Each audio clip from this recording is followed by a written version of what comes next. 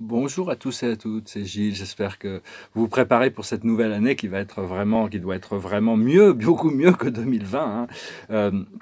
Je voulais juste te dire que c'est important d'avancer, toujours avancer. C'est-à-dire que le passé risque de revenir, hein, pour être intégré. C'est-à-dire que si notre âme pousse nos boutons pour arriver à intégrer notre passé de manière harmonieuse, seulement il faut pas. Des fois, on peut se retourner, hein, pour regarder notre passé, mais faut essayer de pas à cause de la mélancolie ou des regrets ou des choses comme ça, se retourner vers le passé parce que sinon ça, on se reprogramme il faut arriver à se reprogrammer dans le futur pour arriver à vivre ces expériences de manière très différente.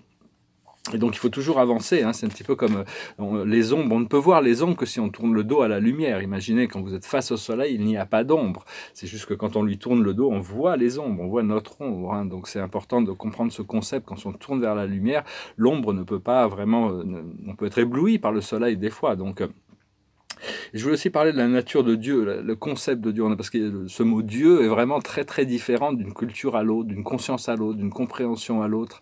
Et donc, savoir quel est votre concept de Dieu, parce que Dieu ne peut nous donner que ce que on peut accepter pour nous-mêmes. Dieu nous donne en accord avec notre foi. En réalité, pour moi, tout est fait de Dieu. Dieu est amour, Dieu est inclusion, Dieu est un compagnon constant. C'est une force éternelle, intelligente, sage, gentille, douce. Mais qui n'a pas de tempérament, c'est-à-dire c'est une force qui ne respecte personne, mais qui inclut tout le monde et qui a le même amour pour tous les êtres également, hein. Mais enfin, il y a plein de concepts de Dieu. J'ai mis un petit lien en dessous, un lien... c'est l'introduction du livre d'Urantia qui est un peu défini, et après vous pouvez passer au premier chapitre qui parle du Père universel. C'est un peu ce que moi je considère comme étant Dieu, la source, hein. Après ça, bon, il y a un nombre incalculable d'idées, de perceptions sur ces choses, hein. Tout le monde voit la chose un peu différemment. Et puis bon, voilà, donc j'ai mis ce lien. J'espère que c'est un lien texte et en livre audio aussi. Je trouve que c'est un Canadien en français qui lit ça. Et je vais tirer 12 cartes pour adresser les 12 signes, les 12 constellations, les 12 aspects de la conscience, pour voir un petit peu pour cette fin d'année. On va voir comment... alors, 1, 2, 3, 4, 5, 6, 7, 8, 9, 10, 11, 12, et une 13e qui sera l'aboutissant. Alors d'abord, je n'ai pas beaucoup de place, donc elles sont un peu les unes sur les autres. Déjà au départ, la première constellation, c'est le bélier, c'est ce qui est potentiel, c'est je suis. Donc pour les béliers spécifiquement, mais pour tout le monde, c'est vraiment ce qui est potentiel devant nous. Et là, on voit à la mer, il faut se jeter à la mer. Il faut se jeter à l'eau, hein. C'est vraiment le retour à la source. Donc c'est vraiment... Bon, les béliers sont des fonceurs, hein, de toute manière, hein. C'est des gens qui foncent dans la vie. Après ça, le taureau, c'est plus spécifiquement pour les taureaux. Les taureaux, c'est jet, c'est la deuxième constellation. Ça représente, c'est fixe de terre. Ça représente ce que l'on possède déjà, hein. Donc ce que l'on possède déjà à travers ce changement, c'est le yin, c'est l'habilité à pouvoir recevoir les changements, à laisser la vie se dérouler naturellement. Donc tout ça, c'est quelque chose qu'on a déjà compris, arriver à lâcher prise sur notre nécessité de tout contrôler. Mais pour les taureaux, les choses vont se dérouler vraiment naturellement. Les taureaux, c'est un peu un signe qui est... Le taureau et la balance, c'est un peu les signes qui sont les plus faciles à vivre sur Terre. Enfin bon, la perception, encore une fois, tout est que perception, mais notre astrologie représente un filtre de perception qui conditionne toute notre existence terrestre. C'est-à-dire qu'au mieux on connaît notre astrologie, au mieux on peut comprendre pourquoi on réagit de la manière dont on réagit. Après ça, pour les Gémeaux, c'est je pense. Les Gémeaux, et donc pour les Gémeaux spécifiquement, mais pour tout le monde en général, c'est notre espace mental, nos voyages proches, nos communications. Et là, on a la co-création. Donc c'est vraiment un espace de co-création, hein. On est vraiment co-créateur, on co-crée avec les autres, on co-crée avec nos guides, on co-crée avec notre source, on est toujours dans la co-création à travers nos pensées et nos émotions.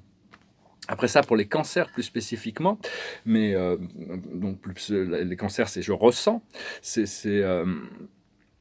donc les cancers, c'est plus spécifiquement, mais pour tout le monde, c'est l'environnement immédiat, c'est le monde intérieur.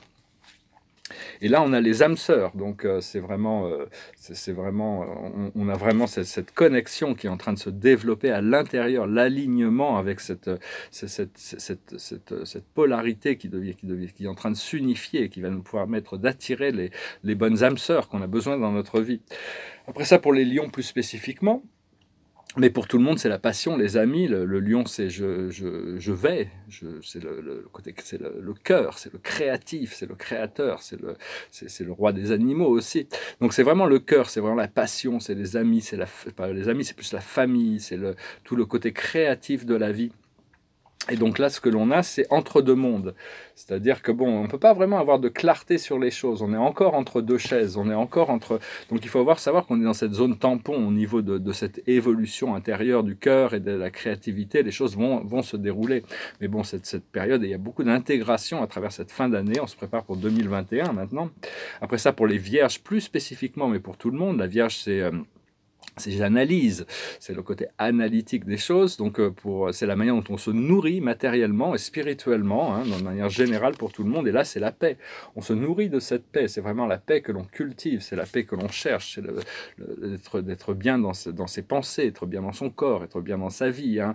Il va pouvoir avoir l'opportunité, mais enfin ça va être assez paisible pour les vierges cette fin d'année. On est tous influencés par toutes ces constellations, même si votre soleil est quelque part, même si votre ascendant est quelque part, la lune nous influence émotionnellement, Mars nous donne notre volonté, Vénus nous donne nos choix terrestres, Jupiter crée l'expansion, Saturne nous ramène sur nos responsabilités karmiques, Mercure nous aide à réfléchir, Uranus nous ouvre le porte des plans supérieurs. Neptune nous connecte au monde du rêve et l'amour divin. On est tous connectés à toutes ces... Puis il y a toutes sortes de petites planètes aussi qui sont très influentes, que l'on ne travaille pas forcément avec. Et Chiron nous montre nos blessures pour nous permettre de les adresser. D'ailleurs, Chiron repart direct là, donc ça devrait être un peu moins intense. Après ça, en balance, pour les balances spécifiquement, mais pour tout le monde, c'est le monde des relations, c'est le premier signe collectif. Hein. Il y a 6 signes individuels et 6 signes collectifs. Et donc là, on est et là, il y a le heureux hasard. Donc il y a toutes sortes de heureux hasards qui se passent au niveau des relations. Ça peut être professionnel, ça peut être sentimental, ça peut être social. Il y a toutes sortes de heureux hasards, hein, des bonnes choses qui arrivent, qui ne sont pas vraiment attendues, mais qui arrivent parce qu'on les voulait. Donc il faut vraiment tout se fait en accord avec notre foi. Donc sachez que vous méritez ce que vous avez demandé et Dieu peut vous l'apporter, l'univers peut vous l'apporter. Après ça, en scorpion, c'est je désire, c'est spécifiquement pour les scorpions, c'est les profondeurs du subconscient, ce qui va remonter, ce qui remonte. Et là, c'est le lait et le miel. Alors le lait et le miel, c'est goûter, avoir un avant-goût des bonnes choses de la vie. Hein. La vie, c'est quelque chose de très... Ça peut être plein de choses. La vie, des fois, elle nous secoue, elle nous bouscule, mais elle peut aussi nous montrer des belles choses. Et donc, il y a cet avant-goût de bonnes choses, ces bonnes choses de la vie qui remontent et le scorpion, le subconscient, c'est toutes les choses de la base, c'est Pluton, c'est le sexe, c'est la mort, c'est l'argent, c'est toutes ces choses qui peuvent créer qui sont des choses profondes, notre relation à ces choses. Après ça, en Sagittaire, plus spécifiquement pour les Sagittaires, mais pour tout le monde, ça représente nos philosophies, nos lois, nos idéaux, les voyages lointains. Et le Sagittaire, c'est je cible. Ici, on a l'heure du départ, on cible ce nouveau départ. Hein. Donc voilà, le Sagittaire, ça va bouger pour vous. Hein. Donc, après ça, en Capricorne, les Capricornes, c'est j'utilise. C'est plus spécifiquement pour les Capricornes, c'est les signes les plus business, hein, les plus ancrés dans le besoin d'escalader les montagnes pour atteindre les choses. Hein. Et donc spécifiquement pour les Capricornes, pour tout le monde, c'est ce qui nous vient de la mère de l'univers. C'est la chèvre Amalthée, qui était la mère nourricière de Zeus, qui est représentée dans le Capricorne. Et donc c'est ce qui nous vient de l'univers, c'est la confiance, plus de confiance en soi, plus de confiance en le programme divin qui est pour nous, qui est fait pour nous, plus de confiance en notre destinée, Donc on est en train de retrouver ce sens de la confiance qui va venir de l'univers, et puis on va en recevoir plus avec ces intégrations du mois de décembre. Après ça, en Verseau, plus spécifiquement pour les Verseaux, mais pour tout le monde, ça représente ce que nos amis, ça représente nos espoirs. Le Verseau, c'est je sais. Et là, on a le respect des règles. C'est-à-dire arriver à s'aligner avec la loi divine, respecter l'ordre des choses, rentrer dans l'ordre. Quand les choses sont en ordre, harmonieux, les choses vont bien. C'est un peu comme une horloge, hein, mais dès qu'il y a des parties qui sont dissonantes, c'est plus difficile à faire fonctionner les choses. Donc voilà, c'est rentrer dans cet ordre, hein, spécifiquement, les Verseaux vont pouvoir s'aligner, mais bon, on est tous dans l'espoir de pouvoir rentrer en alignement avec ce mois divin. Et finalement, le poisson, c'est le dernier signe. Le poisson, c'est je crois, c'est les croyances, c'est l'ouverture vers quelque chose de plus que la connaissance. Et spécifiquement pour les poissons, mais pour tout le monde, c'est le karma, c'est-à-dire ces choses qui sont inévitables. Et là, c'est l'heure de la sieste. C'est-à-dire, on va quand même pouvoir se reposer pour laisser nos rêves se cristalliser, pouvoir recevoir les réponses de notre âme, pour pouvoir communiquer avec le monde spirituel.